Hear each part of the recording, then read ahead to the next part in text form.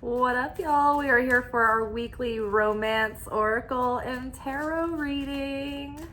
Hope you're doing well. Let's see what the week has in store for our love lives. We'll keep an open mind is the first card out. So if you've been feeling a little cynical, a little skeptical, or maybe just a little bit like you've resigned yourself, don't give up. I think that there's a lot of categories in our lives right now that are in flux because we've jumped timelines. We are in this kind of void moment where we're in that dark fertileness where we're rejuvenating. We are letting that higher consciousness come in and that higher wisdom that we've gained over this 16-year cycle of Pluto's transit through Capricorn. It's we're letting all that integrate and set. And so our vibration is raising really fast. And it's really difficult for the universe to key into our frequency, the radio broadcast that we're putting out into the universe right now. It's just there's so much change. And so probably your significant other out there, your soulmate, whoever your other half might become or whoever they might be, they're also in flux right now as well.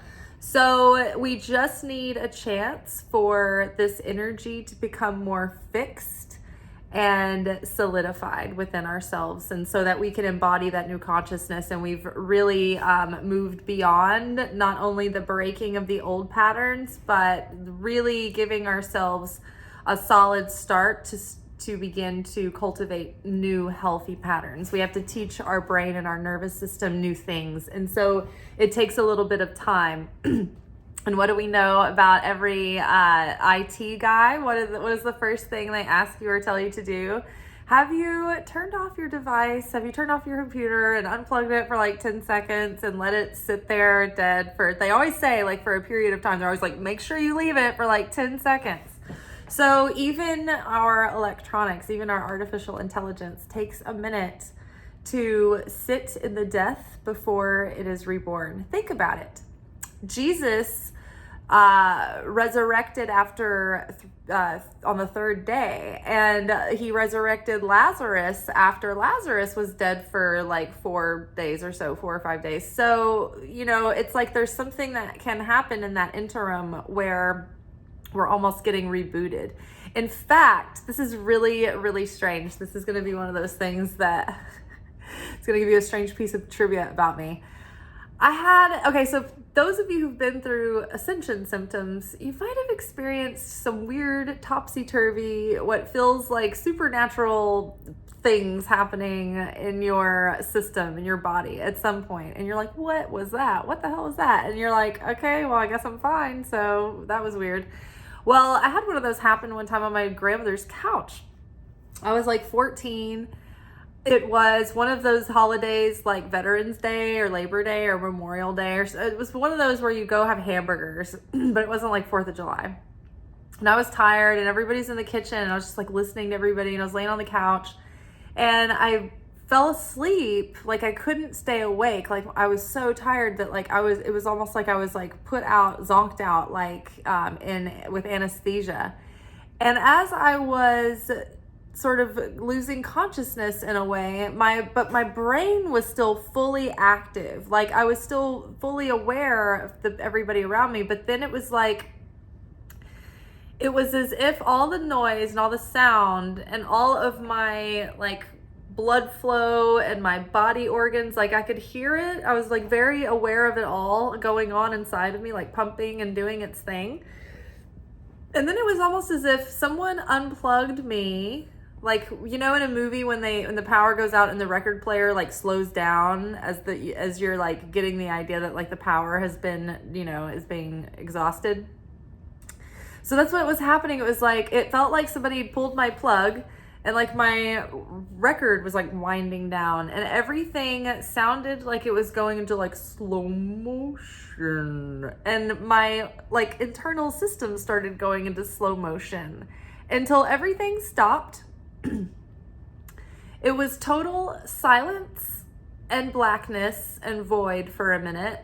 and like I felt my whole body stop, like my pulse, the pumpings, the beatings, that like just the general buzz of energy that you feel in your aliveness, like all of it was just flat, void, null. And I was sitting there in this like blank, and I was like, but I'm still here.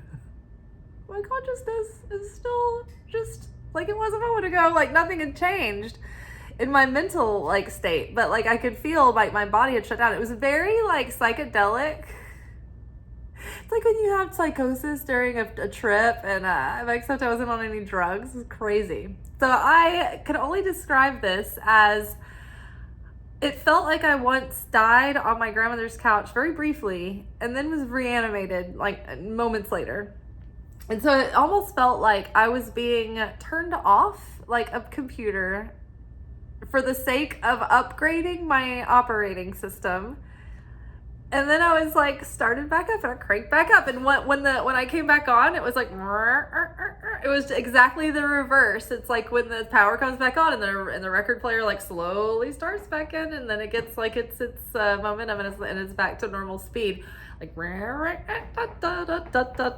guys know what I'm talking about? And my insides did that too. It was so trippy. It was so weird. And yeah, so it's like right now, we're in this little interim where we're getting unplugged, and we're letting everything sit for a minute, and then we're getting plugged back in. And so we're getting this upgrade. But in the meantime now, it's like we're really kind of reflecting on all like the years gone by and things that we've gone through. And I think that we're seeing it from another perspective, and it's bittersweet, and we're letting a lot of stuff go, and we're releasing a lot of things that we were holding on to that were really heavy and dense and taking up a lot of negative space in our energy field and in our heart and soul and consciousness, and causing energetic static that was creating blocks around us in both love and money, right? Both of those are connected. It's like our experience with beauty in life through love and security and material sustenance, that's, kind of governed by the force of Venus. So things are going to start shifting, and we're going to have new cycles starting again soon. So we're not really starting anything like in this moment. It's just sort of like a pause. So stay open-minded, stay optimistic about your love life, and don't be closed off to, any like fun ideas or plans you get invited to, right? Like be open to doing new things and putting yourself in new situations, because the new people will be there. It may not be with the person that you go with or something, but maybe you meet new people through new friends, right? So keep an open mind about your love life. Keep an open mind about the possibilities of where you might meet someone, or maybe you've had impressions about certain types of people or things like that have kept you more limited. Maybe you can just like throw those out the window and keep your mind open, keep your heart open, and keep your optimism open, because even though you may not see anything going on right now, you may feel like, whoa, I'm like free floating.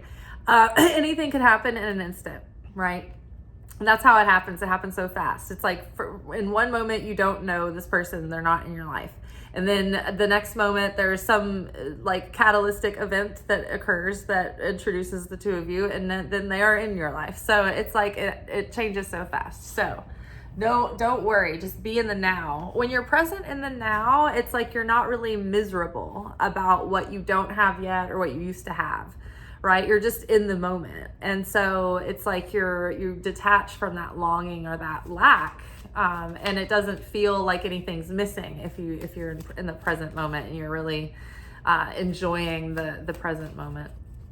That's kind of how I deal with grief for loved ones who have passed away. Like my brother died a couple of years ago, and my one of my best friends died like almost 10 years ago now. And it's really difficult sometimes because, you don't really have access to those people anymore, at least not materially, but you do in the spirit and in the soul and in your consciousness. They might dip in and say hi to you or leave you little signs and messages and things.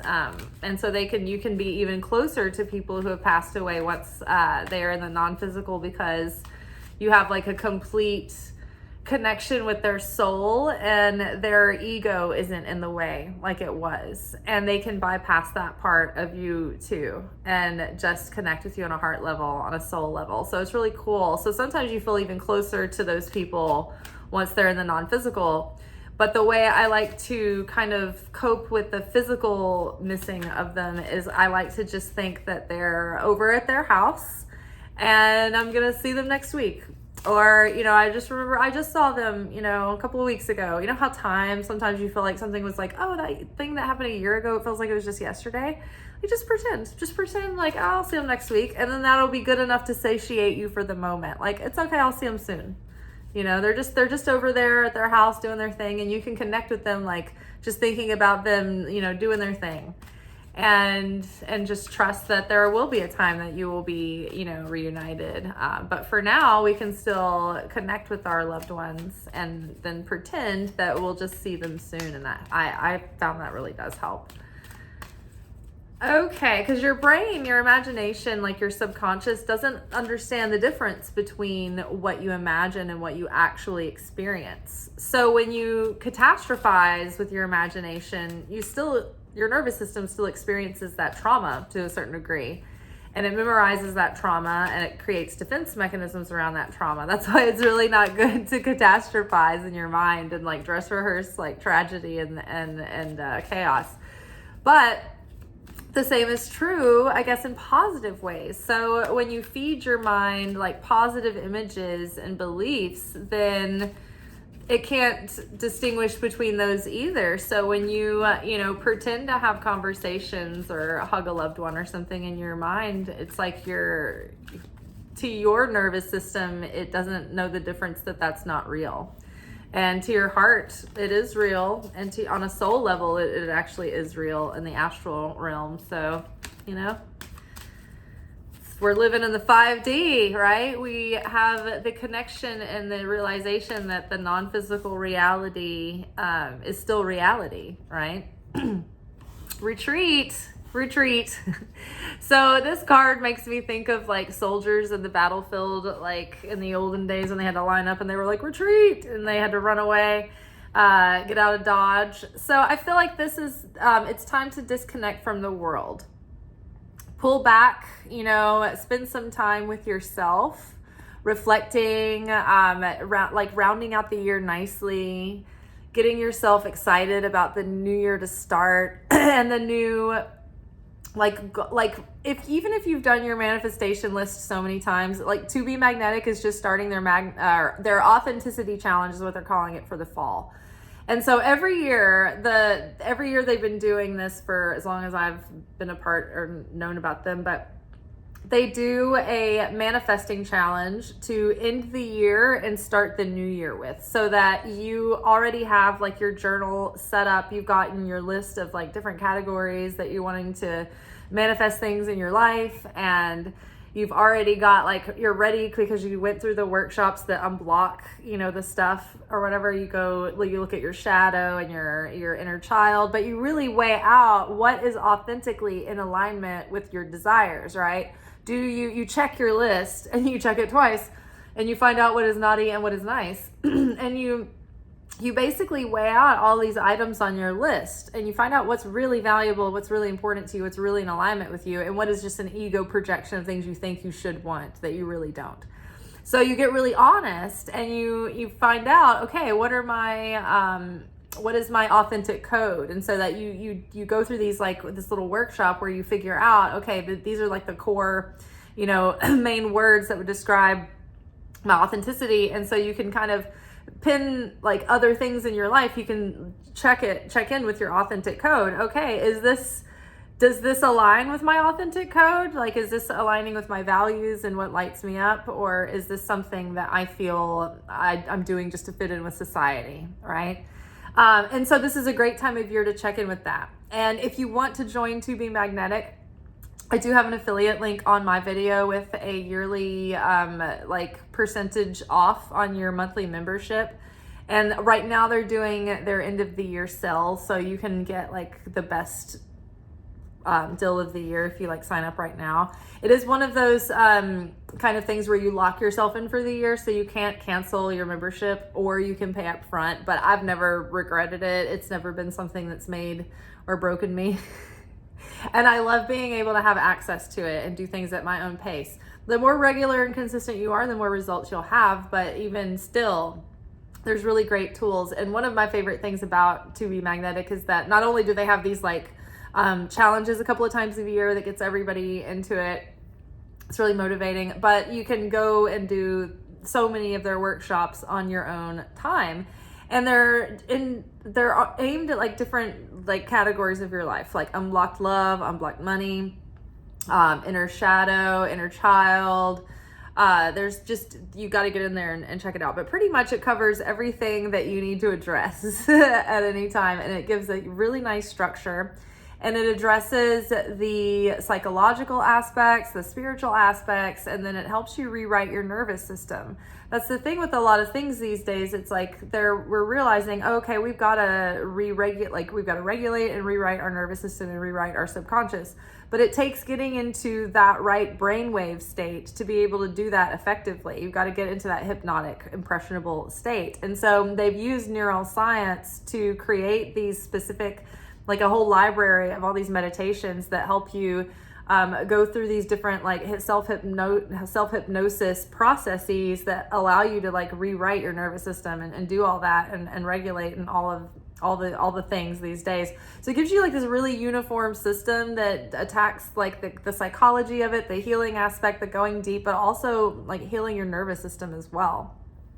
So I love it. And then I think it's a perfect pairing if you are a Kabbalah student, because the Kabbalah like lessons and discipline are basically, they go hand in hand together.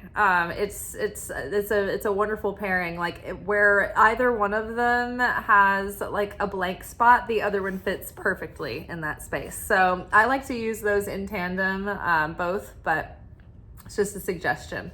So this is a good time of year to check in and to rethink, okay, what do we want in a partner? What do we want, what do we value in the person that we want to call into our life as a soulmate? And also we have to take into consideration as we're meeting people, do they align with that list of qualities and values that we are looking for in a person? And if so, there are, like as Matthew Hussey would teach, there are pillars of core compatibility that you have to weigh people against, right? It's like, do you share the same beliefs and values? Are you mutually attracted, and are you mutually both sharing the same relationship goals? And if so, more specifically with each other.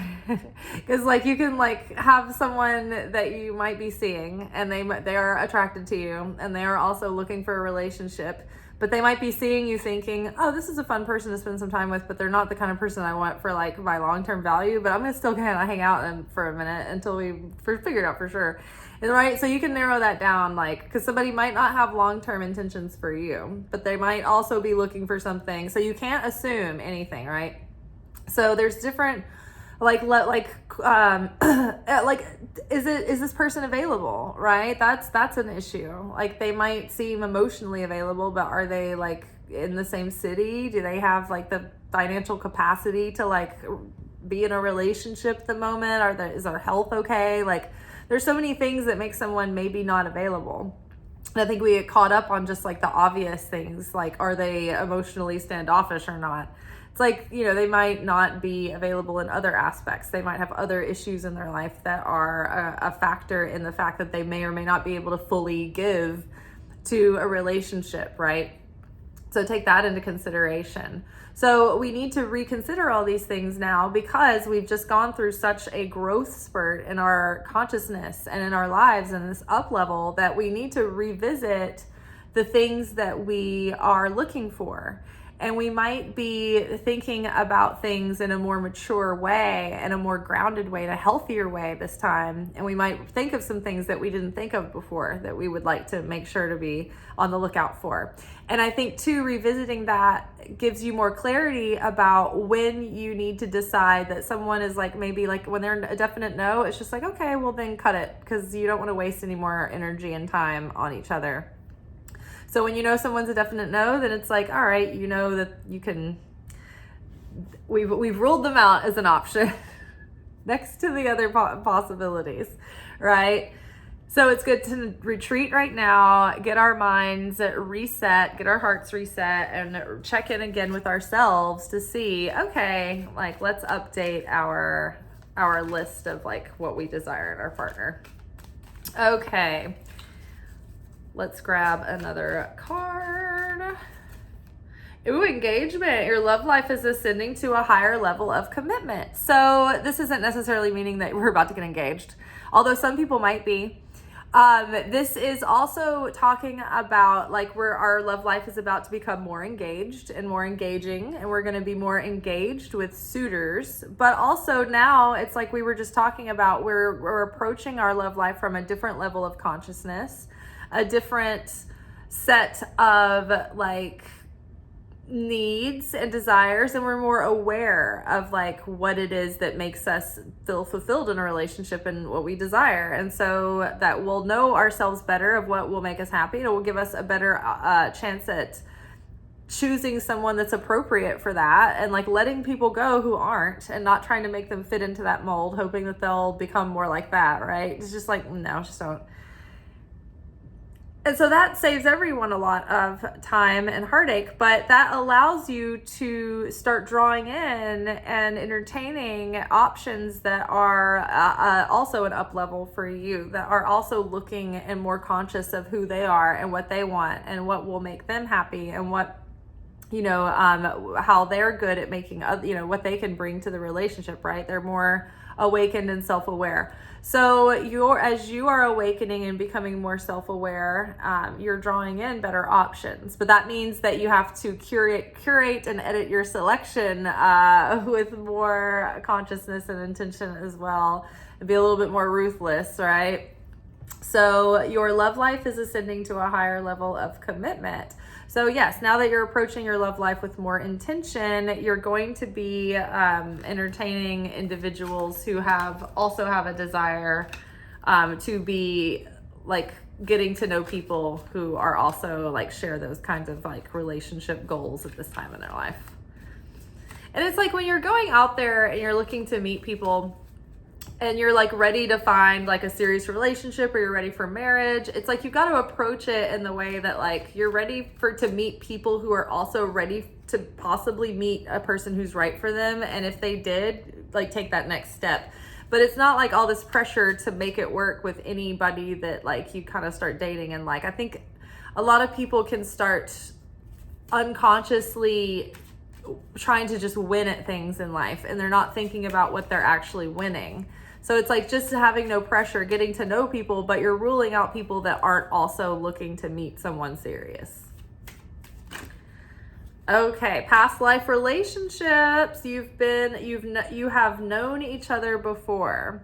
So like we've just finished a 16-year karmic cycle, and so we might have just resolved a lot of things in past lives. So there could be maybe a past life person that's coming around, that you're going to meet someone who feels really familiar and, you know, really easy to kind of like, I don't know, like your souls just feel like they get along right away. Be careful when that happens, not to just jump in quickly and take things for granted and make a lot of assumptions, because it doesn't matter if you've known someone in a past life or they're destined to be yours or what have you. If relationships move too quickly and people like go all in too fast, or at least the female does, like before the male has like earned them or like spent enough time, like you need to spend time like getting to know someone and vetting them and making sure that they're like have those the same values as you, but making sure that they make an effort and a continued effort, and it's not just something that's like for show at first. But they continue to prove to you that they're ready for a relationship. So I lost my train of thought, but it had to do with like, oh yeah, because when we don't earn something or we don't put effort, we don't value it. And then the more freely something is given to us without us doing like something to deserve it or to earn it, Then we have this phenomena called, this is a Hebrew mystic term, an idea, but it's called bread of shame. And so when someone keeps giving all their love and affection to you and all their trust and loyalty and, oh, it's okay, and blah, blah, blah. And it's just like this so unconditional thing that you don't really feel like you deserve because you didn't put that much intention toward them. You didn't really put that much effort. They're always coming to you. And it's like, you kind of start to like have less respect for them, and you start to resent them, and you're just like, it's like when women start mothering their boyfriends or their men, and they start trying to like help them and nurture them in ways to like solve their problems and like overly help them. It's like, it's against a man's like in like deepest nature to like receive that kind of support from his like partner, because he is like instinctually the one that's supposed to be like supporting that part, like being the protective partner to that person. So it ends up making them feel like a mother-son dynamic, and so it creates resentment and repulsion, and it kills attraction, right? So I said all this to say it never pays off to just take a commitment for granted and rush into a relationship. It's always better to go slow, because no matter how great a person is, if something is given to them so freely, they're not going to appreciate it as much as if you'd taken the time. They'd have to make an investment and, go out of their way. And so people always value and respect what they had to put a little skin in the game for. So having said that, even when someone feels like an instant soulmate, they still have to earn their place in their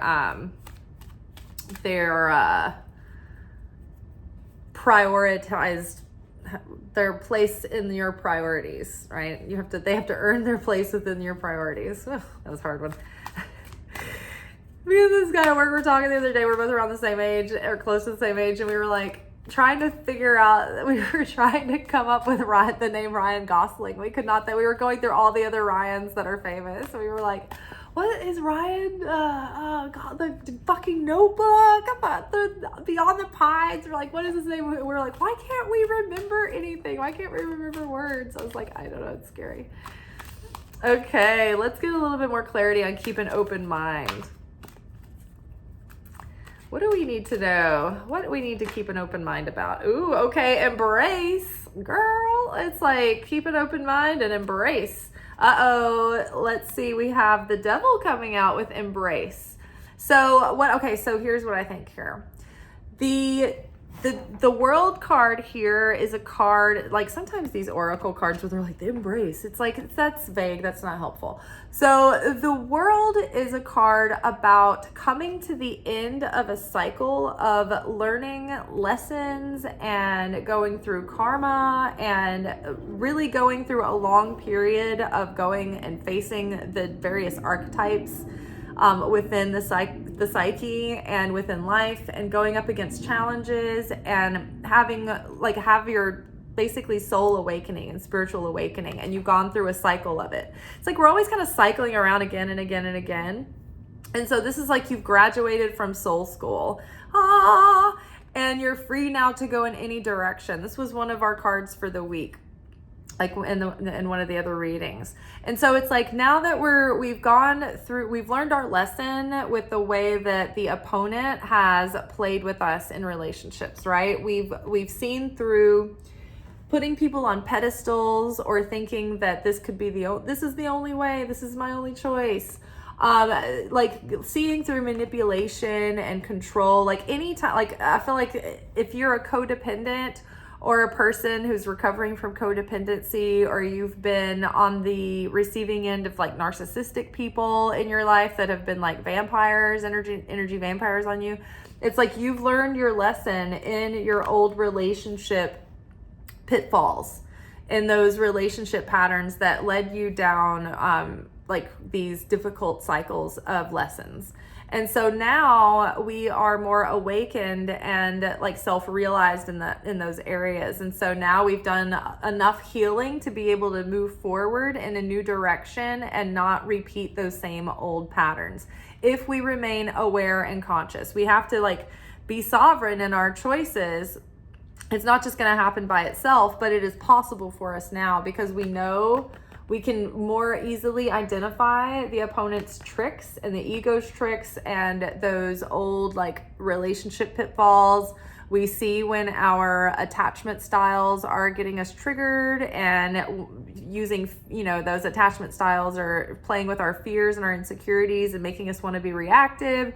Like we've learned how to feel when we're being triggered or our buttons are being pushed, and to pause and to ask, okay, what's going on here? Why is this in my movie? And really take a minute to observe and reflect before you become reactive. So you can choose with free will how you at least show up in a situation that you may not have free will in, but you do have free will over your consciousness and your own response in any given situation. And that's pretty much all we have free will over. So we've come through like a cycle of dancing with this devil. Oh my gosh. And also Capricorn, Saturn is the devil card, right? It's not just the devil. It's not just the opponent. This is a card that is represented and associated with Saturn and Capricorn. So again, the end of this karmic cycle, the end of these hard-won lessons. So even though at the end of it, like we may be tempted to be sour grapes and a little cynical or a little wary or a little afraid, don't be. Keep an open mind, keep a fresh heart, because coming in, it's going to be a different caliber of like individual that you've been used to, because you're being more intentional about who you are entertaining, who you're spending time with. Okay, so let's get some insight on retreat. We have teach. Okay, so it's like, again, reiterating, taking time to review all that we've learned over the last 16 years during Pluto's transit through Capricorn, and integrating these lessons, really embodying them, letting them get nice and fixed, giving ourselves a minute. That way we can embody that wisdom and that experience and that discernment going forward in our love lives. And this is going to bring more deeper unity when we find those individuals that could become, great options for partners, great partner material.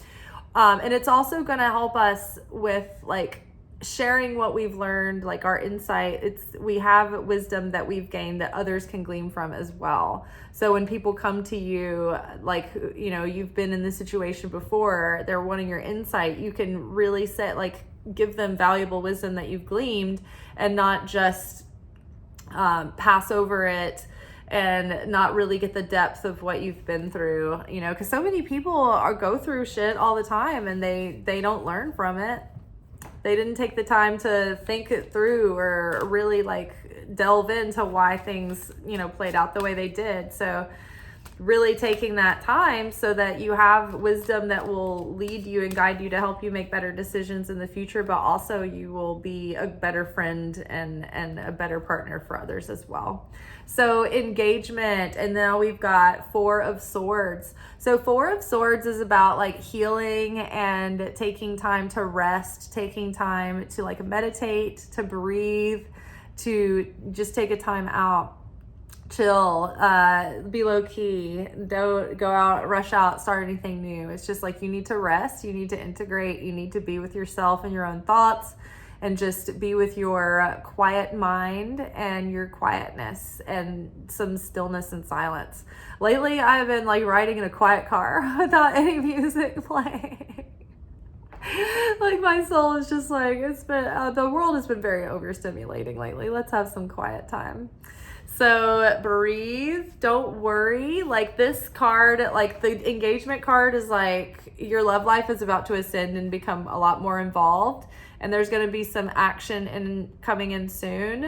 Action coming in soon, but like more activity coming in soon. And so just take a breath while you can, and like give yourself time to really integrate these lessons so that you can start off on the best foot forward. But don't feel like pressured or panicked to have to go out and make something happen, because it's coming together. It's going to happen soon. You never know. Like, could be anywhere. Could be in the grocery store. Can be like, you know, middle of the woods. You never know. Ooh, okay, here we go. Reaching out.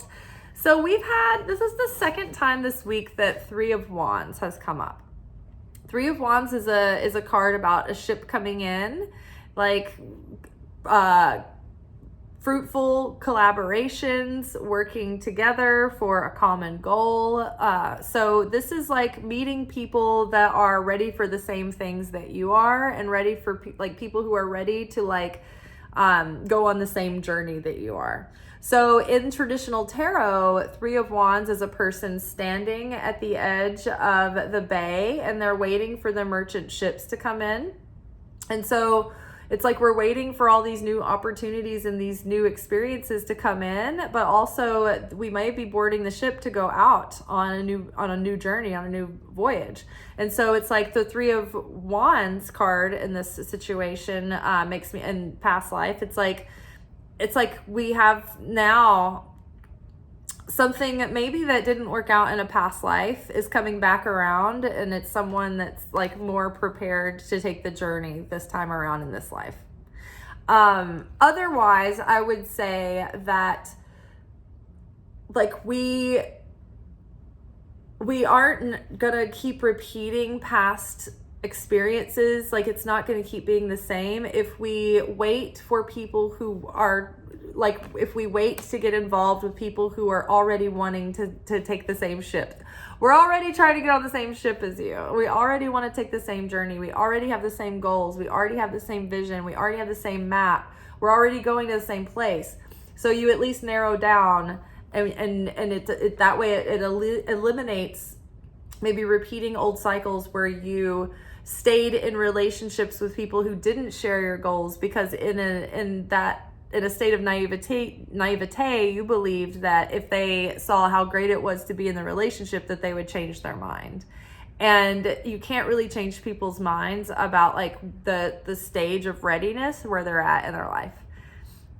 They don't change their minds about that. They will entertain you and oblige you in like a 3 to 5 year relationship, but if they're not ready to commit to that level of involvement, then they're not going to take it to the next step. So instead of going through cycles with these people who give you the truth, right? You don't pay attention to those red flags when they hand them to you freely.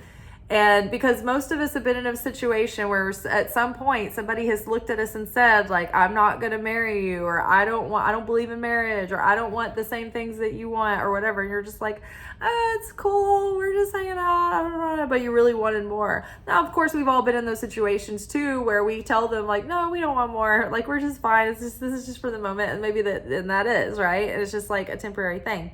But it depends on what season we are in our life and what we're really looking for. If you're just in that season of having fun and you're just like, I just need to blow off some steam, then that's what it is, right? But if you're in the stage where you're ready for like something more, then be more intentional about people who you are getting to know and giving a chance to, and giving some time to. Otherwise, it's just like these old dead ends. It's like we're not dealing with that anymore. We're not wasting precious time and energy. We are happy spending quiet time just breathing rather than spending it with the wrong person. All right, y'all. Well, good luck this week. Mon amours. I think that it's all about the self-love for this week. I know we always love that, but honestly, like it wouldn't feel right to be starting anything new right now anyway. Feels nice to catch our breath. All right, y'all, have a good one. Ciao. Thank you for watching. If you enjoyed this video and you got something out of it, then please give it a like. Subscribe to the channel. Turn on notifications to be notified of when I drop content. Like the videos, comment, share them. Anything that you do helps these messages get out to other people who need them. So you watching a video and taking an action on it actually makes a positive difference in someone else's life.